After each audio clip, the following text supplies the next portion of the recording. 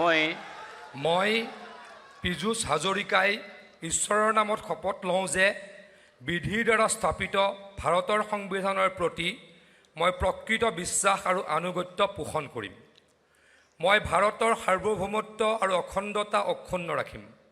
মই অসমৰ এগৰাকী মন্ত্ৰী হিচাপে মোৰ কৰ্তব্য বিশ্বস্ততাৰে আৰু শুদ্ধ অন্তঃকৰণেৰে সম্পাদন কৰিম।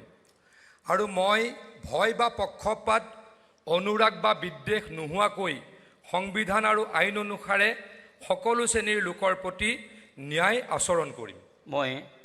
মই পীযুষ হাজৰিকাই ঈশ্বৰৰ নামত শপত লওঁ যে অসমৰ এগৰাকী মন্ত্ৰী হিচাপে মোৰ কৰ্তব্যৰ যথাযথ সম্পাদনৰ বাবে আৱশ্যক হোৱাৰ বাহিৰে মই এনে বিষয় যি অসমৰ এগৰাকী মন্ত্ৰী হিচাপে মোৰ বিবেচনাৰ বাবে অনা হ'ব বা মোৰ জ্ঞাত হ'ব তেনে বিষয় মই কোনো ব্যক্তি বা ব্যক্তিসমূহৰ ওচৰত প্ৰত্যক্ষ বা পৰোক্ষভাৱে অৱগত বা প্ৰকাশ নকৰিম।